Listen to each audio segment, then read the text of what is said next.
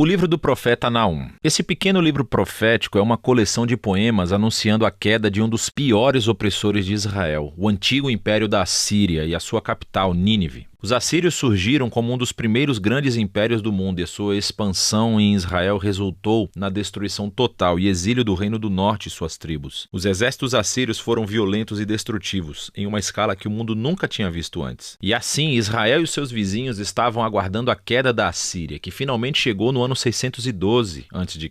Os babilônios se levantaram e começaram uma rebelião que alcançou Nínive e derrubou o Império Assírio. E assim, o capítulo 2 descreve a queda de Nínive em poesia vívida, e o capítulo 3 explora a queda do império como um todo. Mas esse livro não é apenas um discurso irado contra os inimigos de Israel. O capítulo introdutório nos mostra que há muito mais acontecendo aqui. O livro abre com um poema incompleto do alfabeto que começou descrevendo uma aparência poderosa da glória de Deus. É muito semelhante a como o livro anterior, Miqueias, começou e como o próximo livro, Abacuque, vai concluir. E é Deus, o Criador Todo-Poderoso, vindo para confrontar as nações e trazer sua justiça ao mal deles. E o poema começa citando a famosa linha da autodescrição de Deus, após o incidente do bezerro de ouro no livro de Êxodo, capítulo 34. O Senhor é tardio em irar-se, e Ele é grande em poder.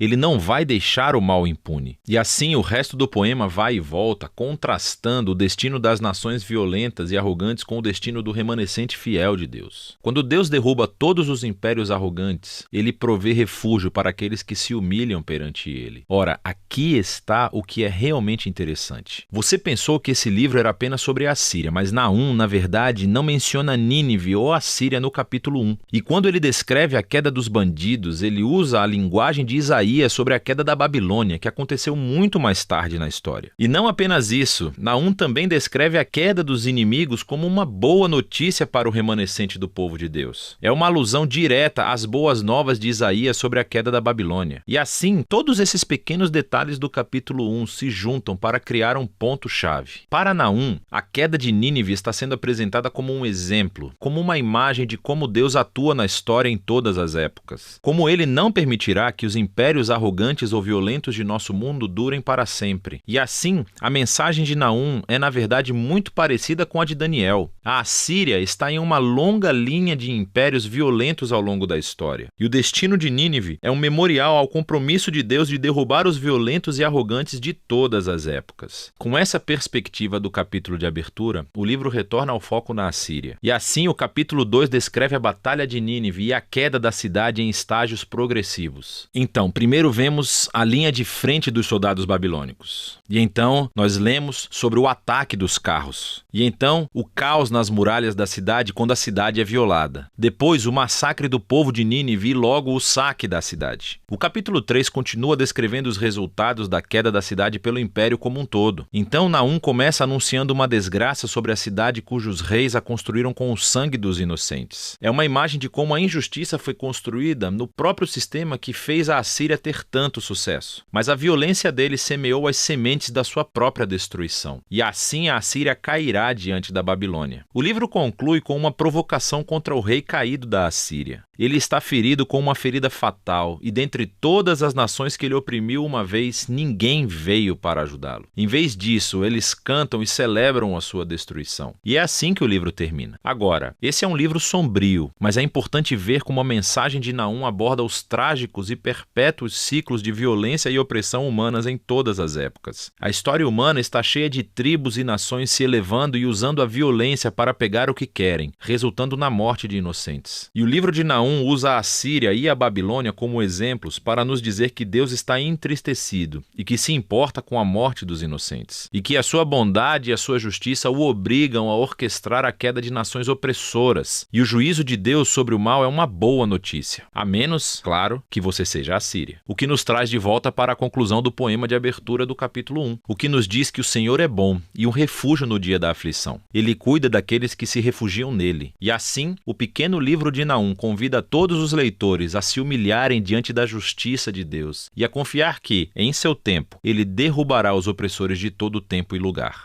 E é disso que trata o livro de Naum.